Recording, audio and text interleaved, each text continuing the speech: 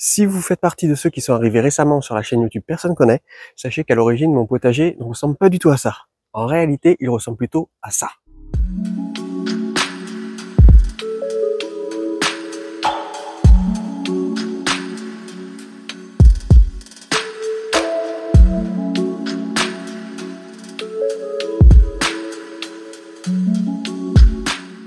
Dans cette vidéo-ci, j'avais montré que mon potager avait été détruit par la tempête Kirk. Il faut savoir que les structures de mon potager sont réalisées avec des éléments de récupération, en majeure partie des déchets de taille.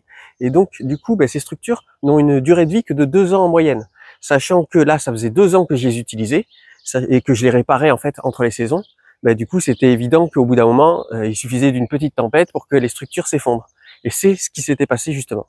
Verticaliser votre potager, faire pousser vos légumes en hauteur, en plus que ça soit très beau esthétiquement, ça permet de nombreux avantages. En fait, le fait d'augmenter la surface d'exposition au soleil sur votre potager, ça va permettre de planter 2 fois plus de légumes sur une même surface, mais aussi d'utiliser des techniques de tutorage avancées sans utiliser de tuteur, également des techniques de taille avancées.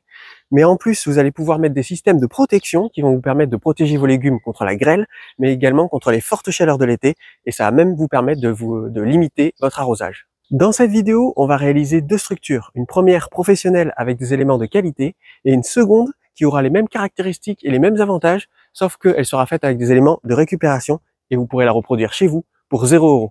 On va d'ailleurs profiter de cette vidéo pour ramasser, comme d'habitude, une cagette de légumes. Allez, c'est parti.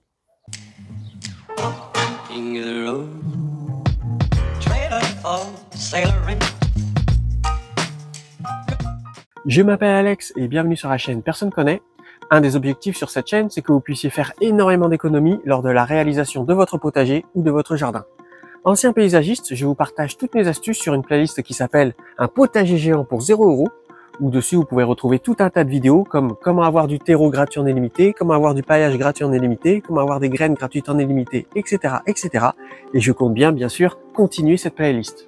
Pour certaines cultures, les structures sont même obligatoires, comme ici pour les chayotes, que je vais faire pousser ici sur ce grillage, et après, les chayotes vont grimper dans l'arbre et envahir ainsi tout l'arbre. Mais également ici pour les fèves, qui poussent là et là tout le long, pour éviter qu'elles s'effondrent avec l'effet du vent, ça va permettre de les maintenir. Et également ici pour les petits pois, qui sont des plantes grimpantes et qui vont pousser, accrocher la structure. Et plus tard, après, il y aura les haricots verts qui seront à la place des petits pois, et eux aussi, il leur faut une structure pour les faire grimper. Dans cette vidéo, nous allons réaliser cette structure. Alors vous voyez, c'est la version améliorée des structures que j'avais avant. Je vais pouvoir faire comme l'année dernière, c'est-à-dire attacher directement les légumes sur la structure au lieu d'utiliser des tuteurs. Et à l'origine, je voulais mettre en haut un filet d'ombrage, un filet professionnel anti-grêle. Mais finalement, j'ai été un peu influencé par la chaîne YouTube Le Potager d'Olivier. Alors du coup, j'ai mis une paillasse que je trouve beaucoup plus esthétique et qui a quasiment les mêmes caractéristiques. Cette structure comporte 3 parties grillagées, vous voyez, qui permettent de faire pousser des légumes grimpants dessus, comme les concombres. Et en plus, je vais pu intégrer dessus mon système d'arrosage automatique goutte à goutte, qui est caché ici sous paillage, et qui permet d'arroser automatiquement toutes les plantes qui se situent sous la structure. J'ai ici tout le matériel nécessaire pour pouvoir réaliser la structure. J'ai choisi des poteaux de 7 cm de largeur, sachant que ce n'est pas du tout obligatoire. 4 cm de largeur suffit largement. Mais c'est juste que l'année prochaine, peut-être sur la chaîne, je compte installer là-haut des moteurs qui viendront déployer automatiquement, en fonction des conditions météorologiques, la paillasse ou le filet d'ombrage. Mais le problème, c'est que vu que cette année, je n'ai pas les moyens de le faire, je pense que je le ferai plutôt l'année prochaine, pour faire un potager 100% automatisé. On va commencer par planter la base des poteaux. Vous voyez, c'est ce qu'on voit ici. On va installer la structure sur cette bande de culture. Là, on voit, ça ressemble à ça. C'est là où on viendra emboîter les poteaux à l'intérieur. Mais avant de commencer, je vais vous donner quelques règles très importantes à respecter si vous réalisez des structures chez vous. La première règle, quand vous réalisez des structures chez vous, il faut que vos structures soient perpendiculaires à la trajectoire du soleil. C'est très important, c'est-à-dire que chez moi, le soleil se lève à l'est ici, il passe là et il se couche à l'ouest là-bas. Donc toutes mes structures sont vraiment perpendiculaires à la trajectoire du soleil, parce que si on ne le fait pas, les structures risquent de créer ce qu'on appelle un effet par soleil. C'est-à-dire que les légumes qui seront en face vont bénéficier du soleil, mais les légumes derrière seront en carence de soleil. C'est pour ça que c'est très important. Là, vous voyez, cette structure, elle est perpendiculaire, ce qui fait que le soleil, le matin, éclaire les légumes qui sont ici, sur le côté est, et après, le soleil fait le tour, et il éclaire les légumes qui sont côté ouest. Il éclaire vraiment de chaque côté de la structure. En plus, pendant la période où le soleil est le plus néfaste, c'est-à-dire pendant la période entre midi et 13h, la structure va se mettre comme ceci face au soleil et tous les légumes vont se protéger, tous les plants de légumes vont se protéger les uns des autres du soleil parce que c'est le moment où le soleil est le plus néfaste, où il est le plus fort et où il a plus tendance à dessécher les zones de culture. Là, ils vont tous se mettre les uns derrière les autres et ça va faire un effet pare soleil qui va protéger les légumes contre les brûlures du soleil. Si jamais chez vous, ça ne vous arrange pas que vos structures soient perpendiculaires à la trajectoire du soleil, vous pouvez très bien faire comme ici, une structure carrée. Et la structure carrée, ça va vous permettre de circuler tranquillement entre vos bandes de culture sans que vos structures deviennent gênantes pour votre jardin. La seconde règle très importante lorsque vous réalisez vos structures, il faut vous assurer qu'il n'y ait pas de canalisation ou de fil électrique qui passe dans la zone où vous comptez installer les pieux comme ceci. Vous vérifiez tous les regards. Vous voyez, j'ai des regards un peu partout. Il faut bien les vérifier pour vérifier où vont les différents tuyaux qui circulent sous terre pour être sûr que ça ne finisse pas au niveau de la plantation des poteaux. Si vous voulez faire des structures chez vous, je vous conseille en premier temps de faire des structures temporaires. C'est ce que l'on verra en seconde partie de la vidéo, parce que comme ça vous permet de savoir exactement comment vous voulez disposer vos structures et avoir de l'expérience sur la zone où vous comptez les installer. Parce que sinon, si vous changez d'avis entre temps, et bien là, ça sera une grosse dépense inutile pour rien. C'est-à-dire qu'il faudra tout démonter et après, il va falloir tout réutiliser plus loin. Donc là, ça risque d'être vraiment très contraignant.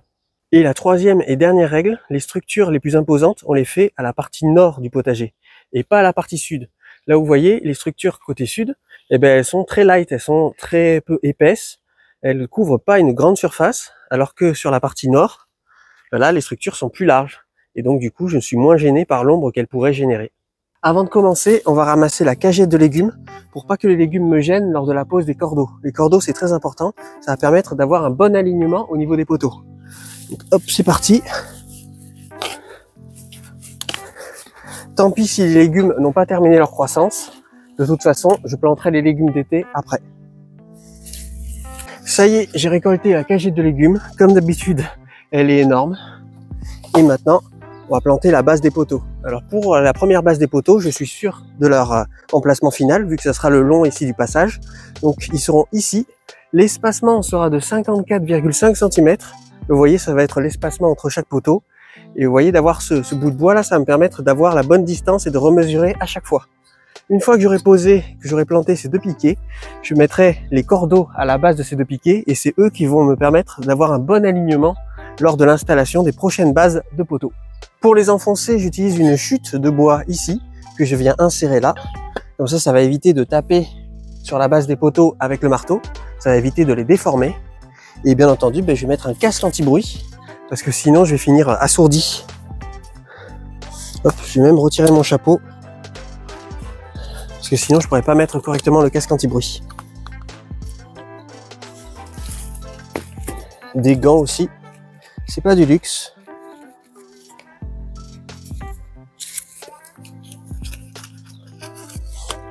Allez, c'est parti.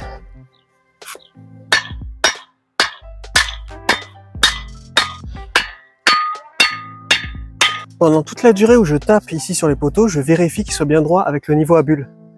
Vous voyez, hop. Là, pour qu'ils soient bien droits, il faut qu'ils soient un peu plus redressés par là.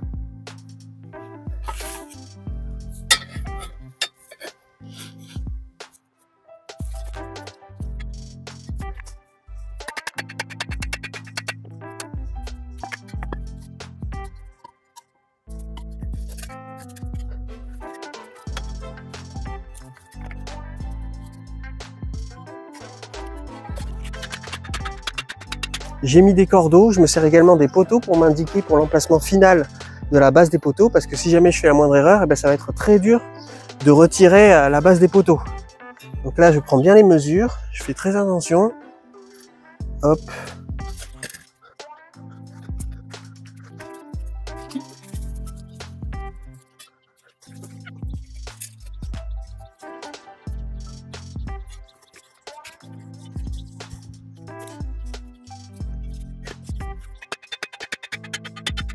J'ai fini d'installer les bases des 4 premiers poteaux. Donc maintenant, on va aller en station de découpe pour couper ici les poteaux pour avoir les bonnes dimensions et pour préinstaller, voir ce que ça donne avant d'installer les 2 derniers. Alors pour la hauteur des structures, moi je fais des structures de 2 mètres. C'est largement suffisant. Il faut bien sûr adapter vos structures à votre taille. Voilà, moi 2 mètres, je peux atteindre facilement le sommet des structures à la main pour pouvoir attacher différentes choses, pour pouvoir attacher les plantes. C'est pas un problème et en plus ça va me faire du bien de lever les bras quand je travaille au potager. Ça va bien me redresser le dos. Je prends les mesures, 6 poteaux de 2 mètres. Hop.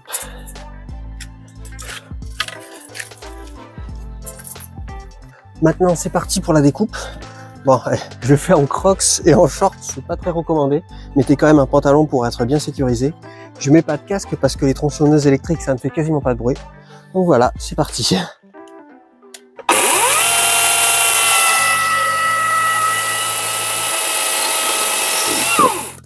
Petit conseil d'amis, lorsque vous coupez du bois comme ça, regardez bien l'emplacement des nœuds, là les différents nœuds, et c'est ça qui va vous permettre de décider où est-ce que vous allez couper. Vous voyez par exemple, au début je voulais couper là-bas pour garder cette partie-là, mais au final j'ai changé d'avis, parce qu'ici il y a un nœud qui est en train de partir, et comme ça évite que de transformer sa structure en gruyère.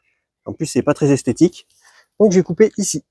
Voilà où j'en suis, j'ai commencé à installer les poteaux, j'ai installé les emplacements des futurs poteaux ici, je les ai préinstallés en utilisant les barres transversales pour me servir d'indication. Et maintenant, je vais assembler, je vais commencer à assembler au moins cette partie-là pour avoir une idée si j'ai bien fait les choses ou non. Et je pourrai corriger après par la suite. En fait, à ce niveau-là, c'est de l'assemblage, un peu comme un jeu de construction. Évidemment, c'est beaucoup plus simple si on le fait à deux. Moi, je suis tout seul.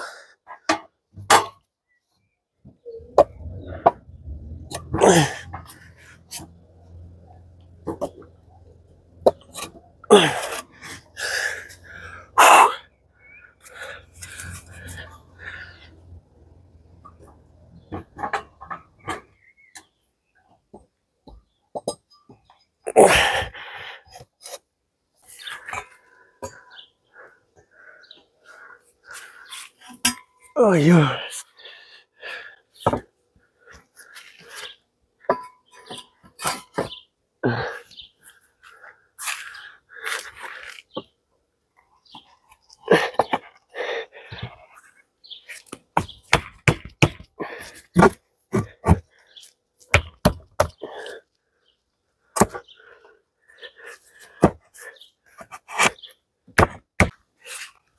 J'ai terminé d'enfoncer les 2 derniers poteaux. Maintenant, hop là. Mettre ça. Maintenant que cette étape-là est finalisée, on va faire le tour de la structure, voir où ce n'est pas droit, où c'est pas très droit, et on va rattraper tout au maillet. On va taper un peu partout pour tout réemboîter comme il faut. Alors là déjà, on peut voir que c'est un peu trop avancé de ce côté. Donc là, déjà,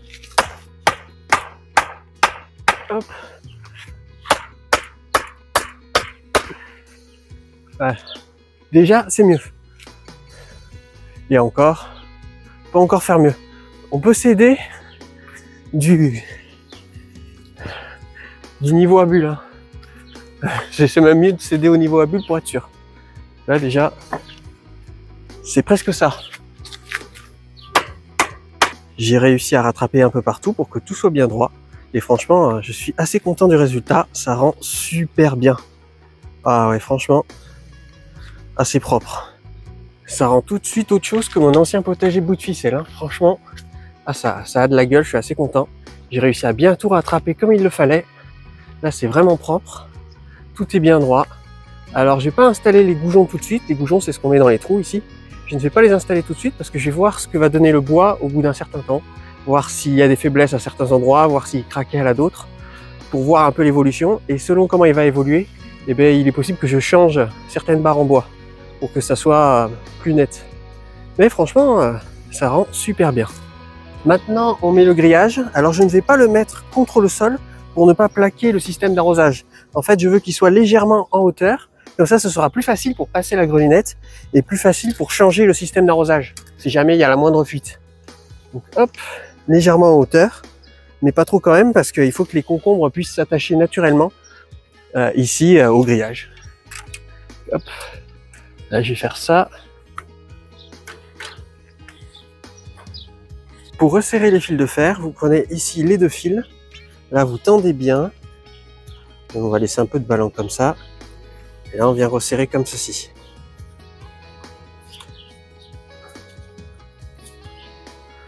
Et après, on ne force pas trop.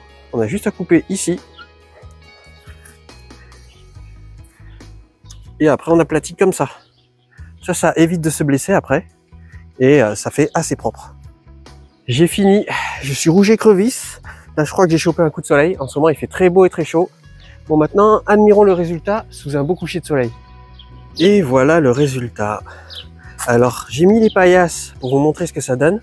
Mais elles ne vont pas rester. En fait je les mettrai seulement que quand il y aura de fortes chaleurs ou des risques de grêle.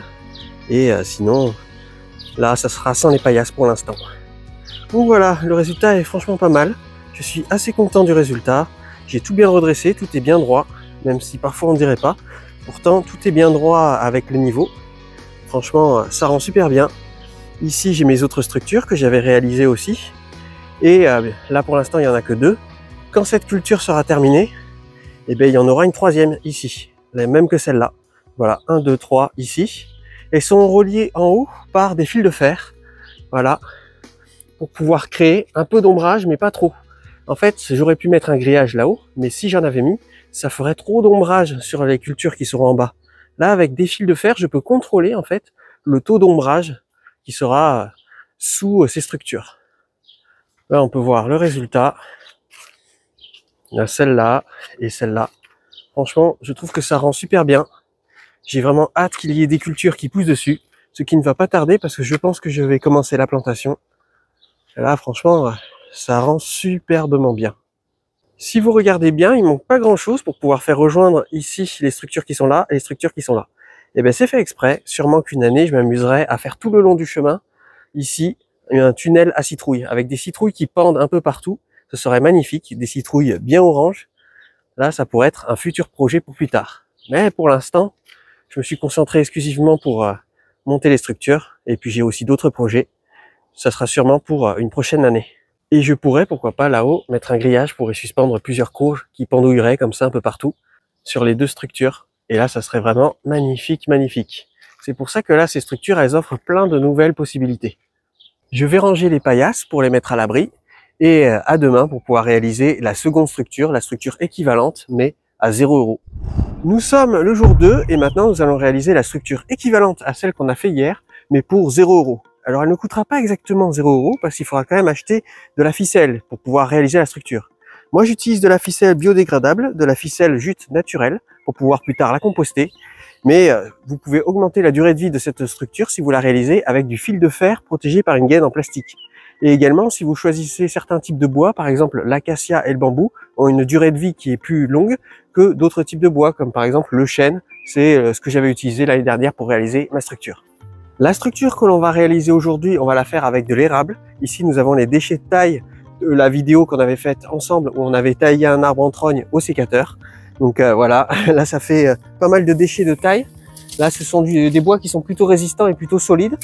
Et ça sera idéal pour pouvoir réaliser les structures au potager. Pour commencer la structure, nous allons sélectionner 7 branches. Alors, il en faut une qui soit la plus longue et la plus droite possible et la plus épaisse possible. Donc, vous voyez, celle-là, elle peut être bien, elle est plutôt droite, elle est plutôt longue. Mais le problème, c'est que là, elle est épaisse et là, tout de suite, le diamètre est assez insuffisant. Donc, je ne vais pas prendre celle-là. Et voilà, il en faut une qui soit la plus longue et la plus droite et la plus épaisse possible. Et après, il en faut 6 qui soient pas forcément droites, mais qui soient longues et qui soient les plus épaisses possibles. Donc voilà, on va bien sélectionner. Vous voyez, par exemple, celle-là, elle est bien épaisse. Et ce sera des fondations qui seront très résistantes pour la réalisation de la base de la structure. C'est vraiment là où il y aura le plus de poids et il faudra vraiment que elle soit le plus résistant possible. Nous avons ici les 7 branches que j'ai sélectionnées et maintenant on va les amener au potager. La structure que l'on va réaliser ici, ça va être une structure qui va comporter 2 cages à tomates. Alors ça va être 2 grandes cages à tomates, donc on va pouvoir y faire pousser jusqu'à 2 pieds à l'intérieur. 2 pieds de préférence de tomates cerises, parce que ce sont des pieds de tomates qui ont besoin d'avoir une construction plutôt buissonnante. Ou on peut également y faire pousser des pieds de poivrons. Ça peut être une bonne alternative pour changer un petit peu. Donc voilà, il va y avoir ici 2 cages, une ici et une ici. Et il y aura également 3 supports à concombre. Il y aura un support à concombre ici, et un support à concombre ici, et un support à concombre au milieu. Et il y aura une barre transversale en haut pour pouvoir faire des techniques de tutorage avancées en utilisant de la ficelle. Donc allez, c'est parti, on va commencer par fabriquer 3 tipis avec 3 branches, de préférence bien épaisses et bien longues. On met les deux branches sur les côtés les plus éloignés possibles. Voilà. On met les branches sur les côtés en croix. Et au sommet de la croix, on met la troisième branche, la branche qui part du milieu. Et on adapte la hauteur de la structure en fonction de sa hauteur à soi-même. Donc là, j'ai attaché vite fait, mais ça ne sera pas définitif. C'est juste histoire que ça tienne, pour être sûr de ce que ça donne. Voilà, nous avons réalisé le premier tipi. On va couper le superflu, maintenant qu'on est sûr. Hop. Hop.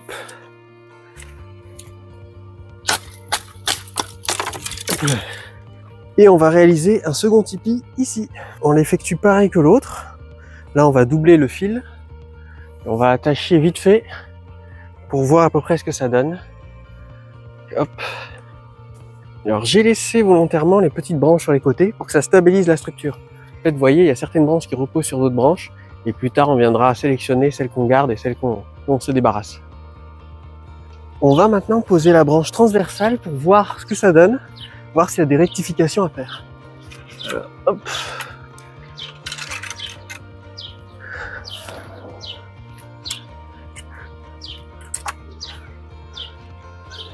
Là, ça m'a l'air bien.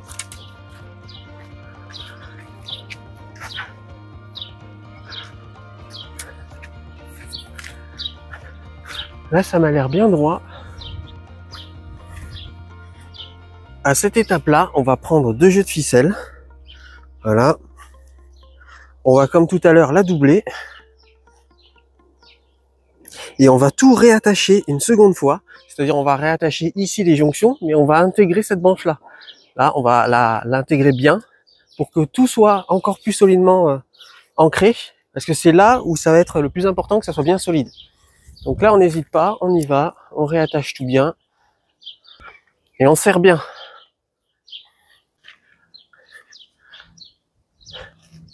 Voyons les explications mi-parcours de ce que l'on vient de réaliser. Alors on a mis les branches, les côtés des branches les plus épais vers le bas, voilà, pour pouvoir ajouter de la stabilité et du poids à la base, pour pouvoir bien maintenir la structure, et on a mis le plus fin en haut. On a mis une branche bien épaisse en haut, bien droite et bien épaisse, pour pouvoir rajouter encore du poids par-dessus, pour être sûr de bien stabiliser la structure. Là, pour l'instant, elle est comme ça, mais après on va rajouter ici une deuxième partie, voilà, parce que ici on peut voir que c'est pas assez maintenu. Là, quand il va y avoir tous les légumes qui seront attachés dessus, ça ne sera pas assez solide pour pouvoir tout maintenir. C'est pour ça qu'on va rajouter un demi-tipi ici au milieu. Et voilà, là on a attaché une première fois chaque branche. Et en fait, avec le poids de la branche transversale ici, eh ben ça va bien maintenir. Vous voyez, ça appuie bien entre les branches, ça écrase bien ici, et ça permet de bien maintenir. Et donc, du coup, les branches ne risquent pas de se dessouder entre elles. Surtout qu'on les a attachées une première fois entre elles, et une seconde fois en intégrant cette branche ici. Là, c'est un peu plus parlant là-bas. Là, on voit qu'avec le poids, ça maintient bien ici et ça permet une bonne stabilité du tipi. Maintenant, on va rajouter le demi-tipi qui va être au milieu, qui va bien maintenir pour pouvoir bien stabiliser ici la branche transversale.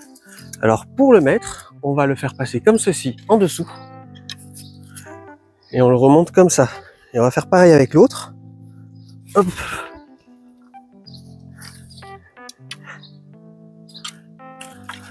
Voilà.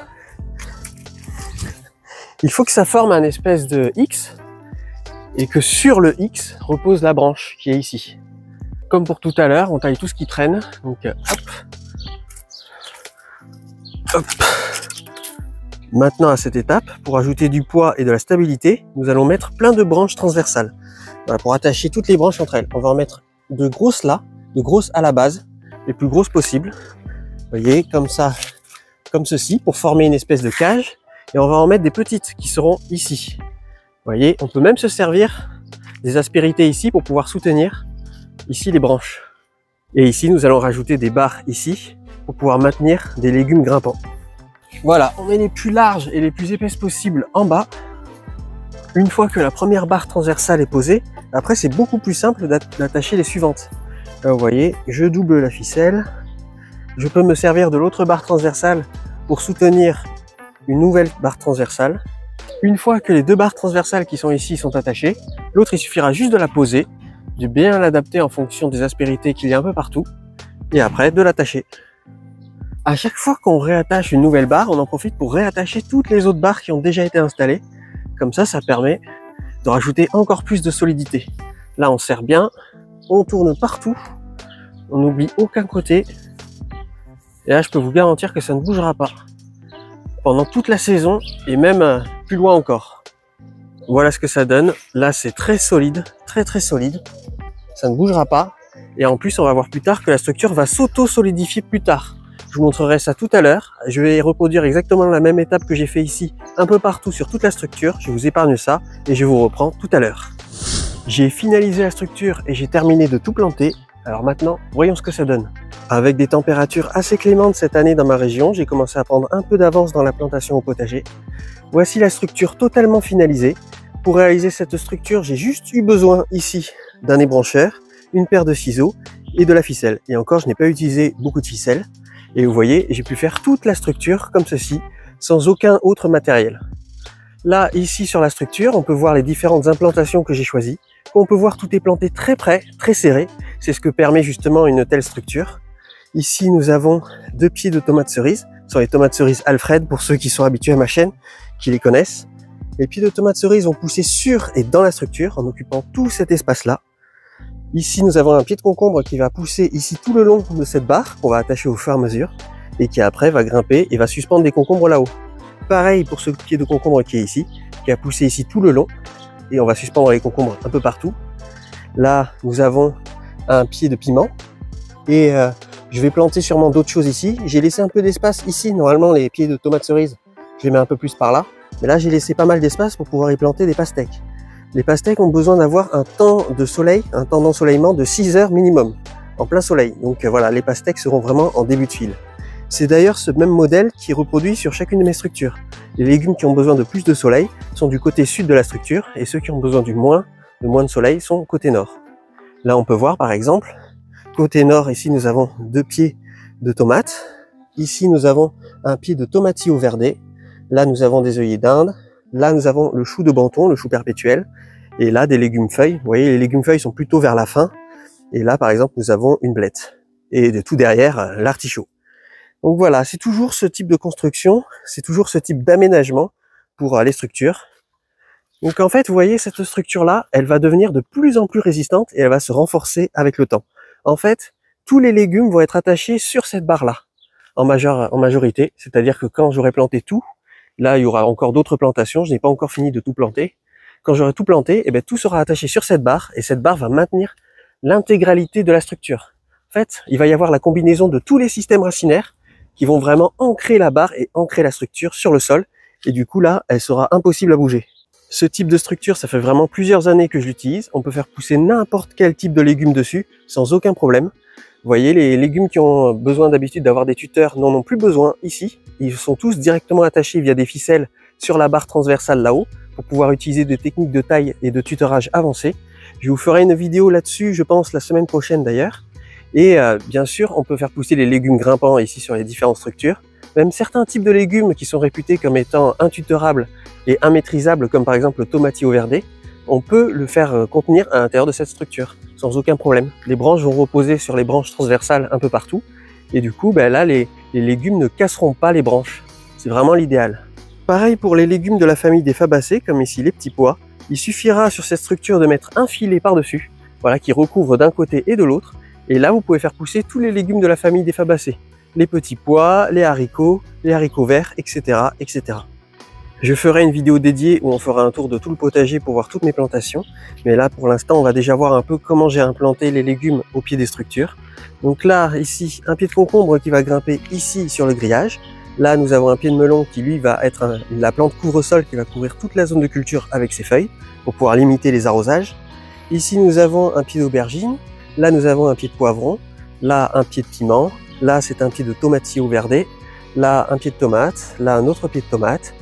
Je n'ai pas les noms des espèces en tête, donc je vous les donnerai lorsqu'on fera le tour de tout le potager. J'ai prévu plein de variétés rares. Donc voilà déjà la première partie. Donc quand on peut voir la première partie, ce sont toujours les légumes qui nécessitent le plus de soleil. Là, l'aubergine, ça a vraiment besoin d'énormément de soleil. Pareil pour les poivrons et pour les piments.